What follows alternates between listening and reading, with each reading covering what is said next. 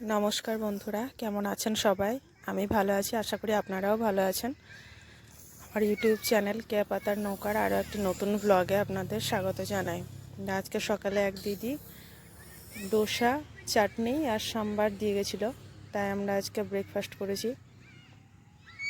এটা চাটনি সাদা, যেটা বাটিতে, ওইদিকে সাম্বার আর ডোসা। আর আমার মেয়ে সব খাবে না বলে আর একটু ম্যাগি বানিয়ে নিয়েছিলাম মেয়ের জন্য। তো এই আজকে আমাদের সকালের খাবার ছিল।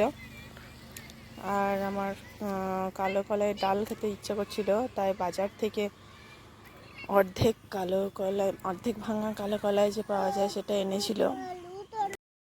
তাই বাজার থেকে অর্ধেক ভাঙা কলাই এনেছিল, সেটাই আমি খোসা ছাড়ানোর চেষ্টা করছিলাম।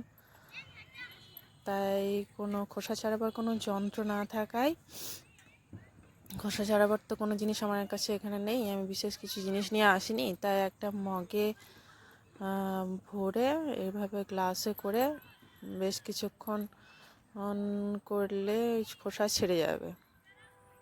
10 থেকে 15 মিনিট মতন আমি করেছিলাম এবং যথেষ্টই ভালোভাবে খোসা ছেড়েছে। 10% মতো খোসা ছিল, দেখলে বুঝতে পারবেন।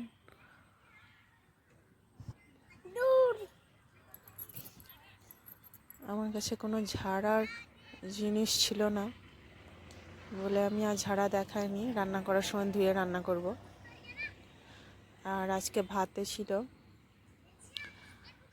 মসুর ডাল, বাঁধাকপির তরকারি, আর করলা আলু ভাজা, আর ডিম ভেজে নিয়েছিলাম। আর ওদিকে সকালে দিদি যে দিয়েছিল সেই তরকারিটাই ছিল। এদিকে আমার মেয়ে বিকেলবেলা প্রতিদিনই নিয়ে যেতে হয় পার্কে,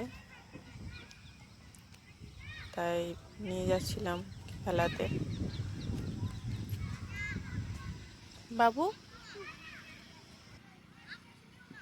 নিজে পার্কে আমার মেয়ে খেলছে, অনেক বাচ্চাই আসে এখানে। কিছু দূর পরপরই একটা করে পার্ক করা আছে বাচ্চাদের খেলার জন্য।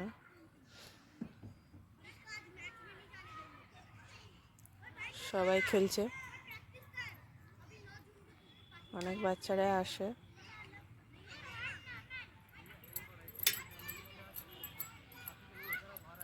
তো আজকে এই পর্যন্তই, আবার দেখা হবে আপনাদের সঙ্গে পরের একটি নতুন ব্লগে।